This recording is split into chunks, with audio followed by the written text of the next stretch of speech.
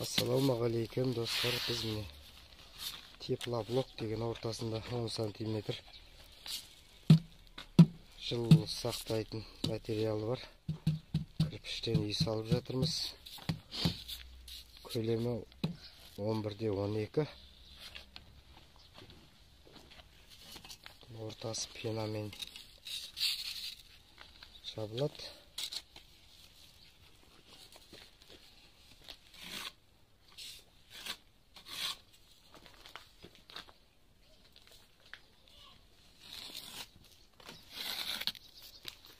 Бұған негізі сесімал пойыз колонна құю керек емес деген, біз бірақ кірпішті кесіп 14-тік арматура салып сесімал пойызбен бірге құйып кетеміз бұл.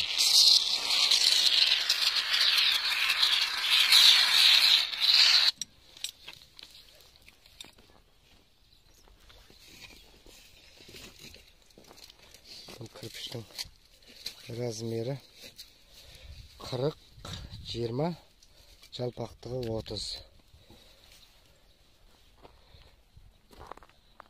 Сыртын қаптамайсыздар. Өз жылуы өзінде бірге жасалынған. Сыртын тек өздеріңіздің қалауларыңыз бойынша бояйсыздар.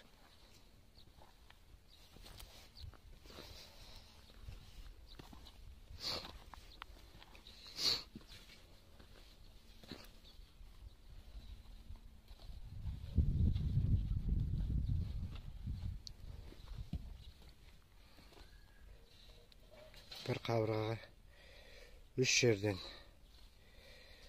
тесік қалдырып, сесімал пойызға дейін бетон құямыз.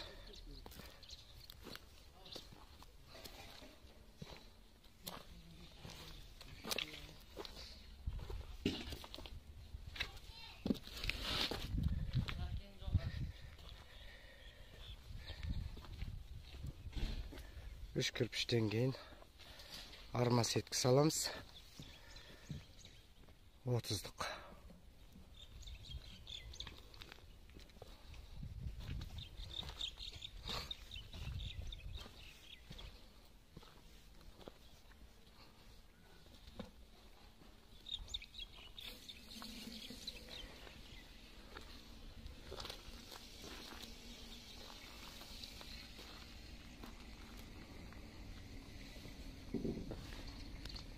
Кірпіштің қалай жию, қалай істеу керек екен YouTube каналға салып отыратын болам. Лайктарыңызды басып, жазып кетуді ұмытпаңыздар.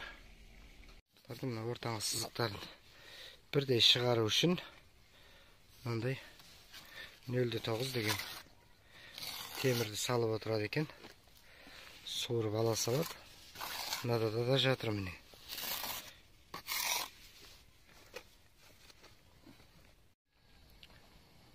Бұйыртса сесімал пойызға жеттік. Колонналарын құйдық.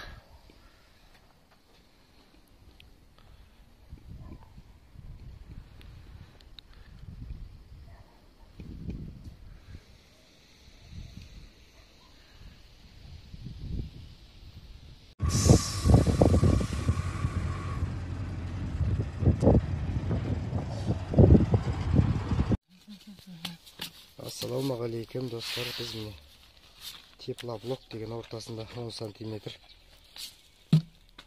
жыл сақтайтын материалы бар кірпіштен үй салып жатырмыз.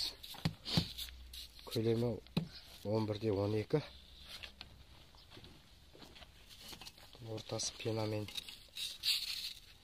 жабылады.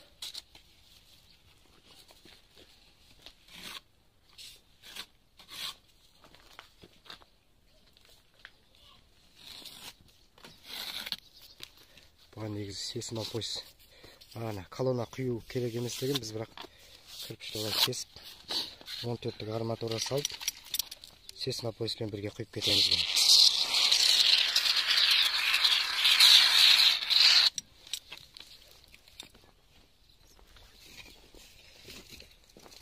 Бұл кірпіштің размері 40-20, жалпақтығы 30.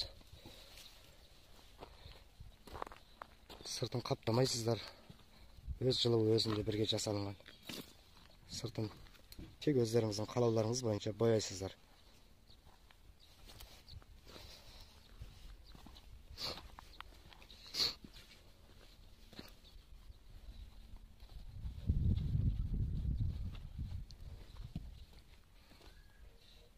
Bir қабырғаға 3 жерден тесік қалдырып, сесма поясқа дейін бетон құямыз.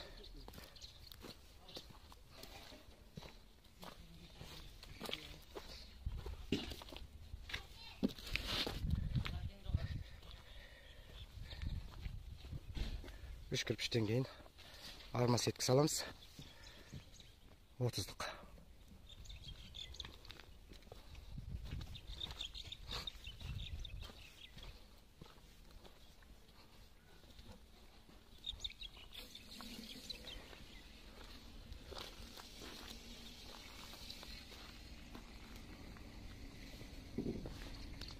Кірпіштің қалай жеу, қалай істеу керек екен YouTube каналға салып отыратын болам. Лайктарыңызды басып, жазып кетуді ұмытпаңыздар. Мына ортаңғы сызықтарын бірдей шығару үшін мынандай 0,9 деген темірді салып отырады екен. Суырып ала салып, мынада да жатыр міне.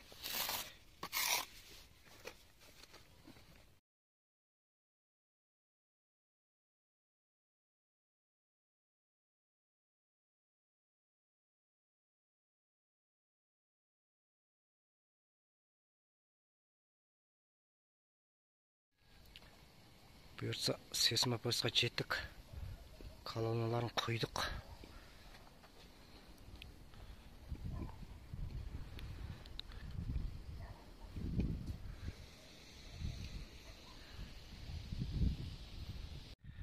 Міне үй.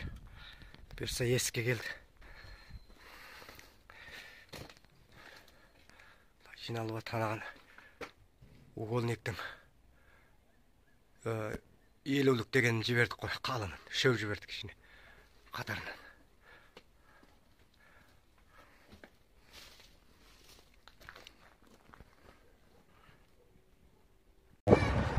Бұйыртса міне, плита қойылып болды.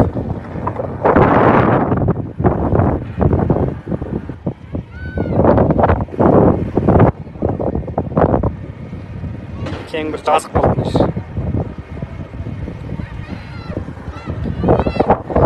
Жерде екінші қабатқа шығатын. Төбесі жабылғаннан кейінгісі қонақ үй. Мынау бізде ас үй. Размері 9-4. Қонақ үйдікі 9-6. Бұйыртса өсіп салып келе жатырмыз. Каналымыз ұнаса, лайктарыңызды басып, комментарий жазып отырыңыздар. Тағы да жалғасын салып отырамыз. Ассалаумағалейкум достар, біз міне теплоблок деген ортасында 10 см жылу сақтайтын материалы бар. Кірпіштен үй салып жатырмыз. Көлемі 11-12. Ортасы пенамен жабылады.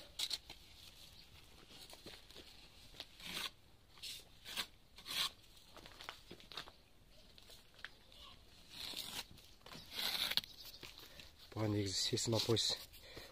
Колонна құю керек емес деген, біз бірақ кірпішті олай кесіп 14-лік арматура салып, сесма пояспен бірге құйып кетеміз бар.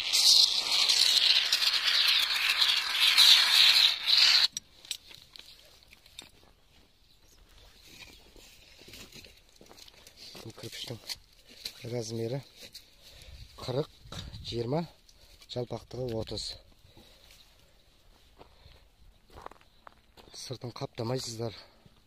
Өз жылуы өзінде бірге жасалынған. Сыртын тек өздеріңіздің қалауларыңыз бойынша бояйсыздар.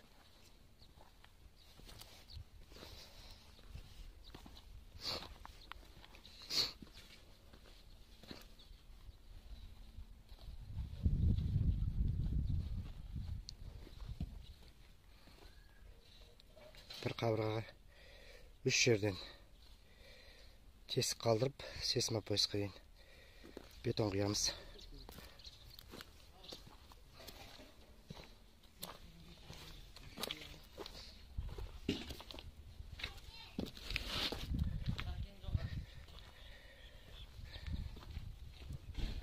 Үш кірпіштен кейін арма сеткі саламыз.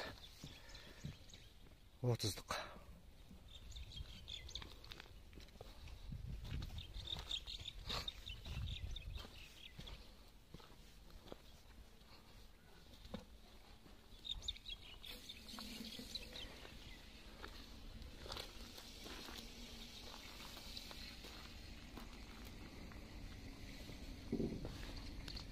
Кірпіштің қалай жеу, қалай істеу керек екен YouTube каналға салып отыратын болам. Лайктарыңызды басып, жазып кетуді ұмытпаңыздар. Ортаңғы сызықтарын бірдей шығару үшін мындай 0,9 деген темірді салып отырады екен. Суырып ала салып, мынада да жатыр міне.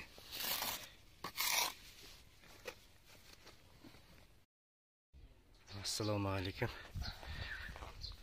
Мен алдында осының бірінші этажын салған кезде YouTube'қа салған болатын. Алла қаласа екінші этажды да жинап, сесмопоисын құйып жатыр бүгін.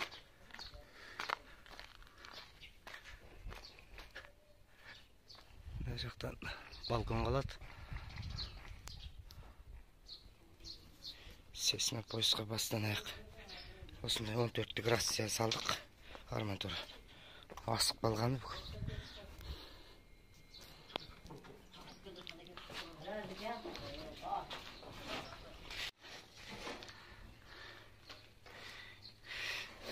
Терезе мына жақ көшеге қарайды.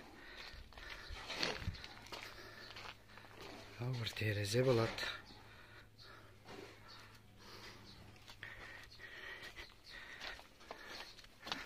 Бұл тоже астыдағы сияқты колоннаны бәр кірпіштің ішімен жібердік. Арматуралар сесмопоистің үстіне дейін шығып тұр, тегіне саған. Шын пескаулықпен салдық.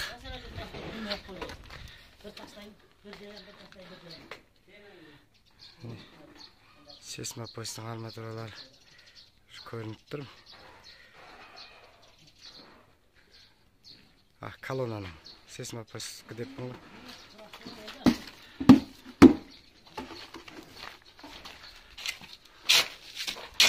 Мына жақта балкон болады. 1,5-да 2 метр.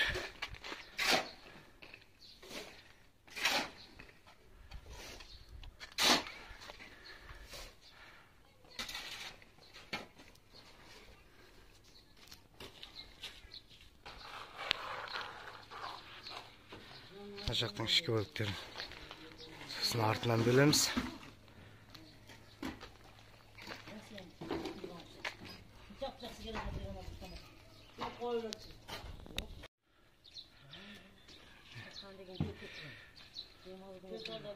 Тақтайдың ұстататын болтты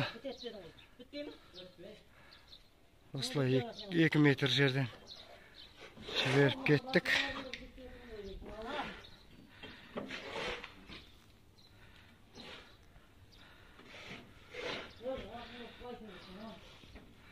Размері 12-14 болт.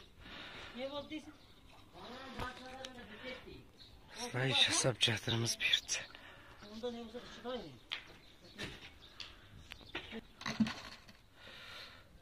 Бұл кірпіштен берсе қорықпай сала беріңіздер.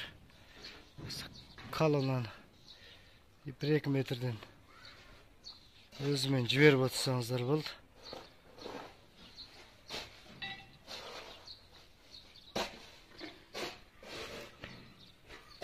Сесмопоистің жалпақтығы 30 сантиметр. Каналға тіркеліп, комментарий жазып, бөлісіп отырыңыздар, қолдап қойыңыздар.